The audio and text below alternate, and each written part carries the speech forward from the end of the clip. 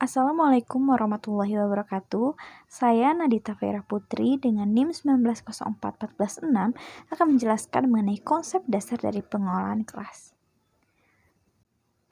Kelas merupakan segmen sosial dari kehidupan sekolah secara keseluruhan. Gairah proses belajar dan semangat pencapaian prestasi belajar yang tinggi amat tergantung pada pembiasaan sehari-hari atas kehidupan yang terjadi di antara guru dan para anak didiknya dalam kelas. Karena itu, manajemen atau pengolahan atas kelas merupakan hal utama dalam menunjang terciptanya proses belajar yang menyenangkan dan pencapaian prestasi belajar yang tinggi.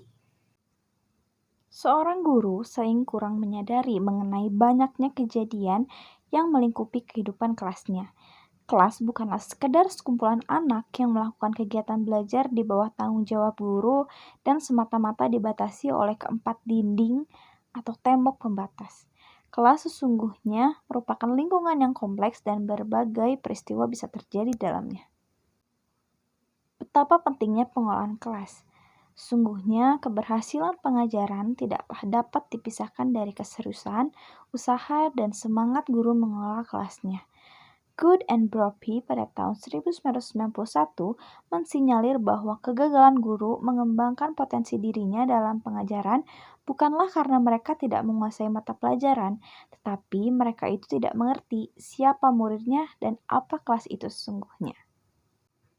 Reinhardt dan Smith pada tahun 1985 dikutip Good and Brophy pada tahun 1991 menyimpulkan adanya dua pengetahuan yang patut dipahami guru agar pengajarannya lebih efektif, yaitu yang pertama ada subject matter knowledge dan kedua action system knowledge.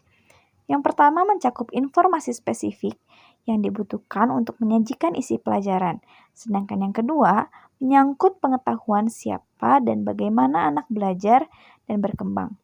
Bagaimana kelas dikelola, bagaimana informasi atau konsep diterangkan, dan bagaimana tugas-tugas secara efektif diberikan. Kemudian ada pun misi dan tujuan dari pengelolaan kelas itu sendiri. Jelas kiranya bahwa dasar psikologis itu menekankan kepentingan pendidikan anak. Oleh karenanya, misi utama yang dikembangkan untuk mengolah kelas yang efektif adalah yang pertama, tersedianya lingkungan belajar yang mendukung gairah proses belajar, dan yang kedua, banyaknya keterlibatan atau waktu yang dihabiskan anak dalam aktivitas belajar sehingga mendukung pencapaian prestasi belajar yang tinggi.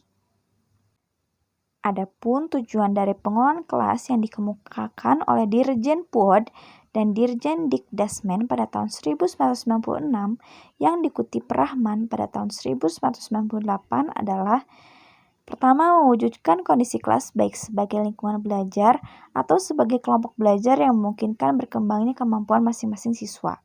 Kedua, menghilangkan berbagai hambatan yang merintangi interaksi belajar yang efektif.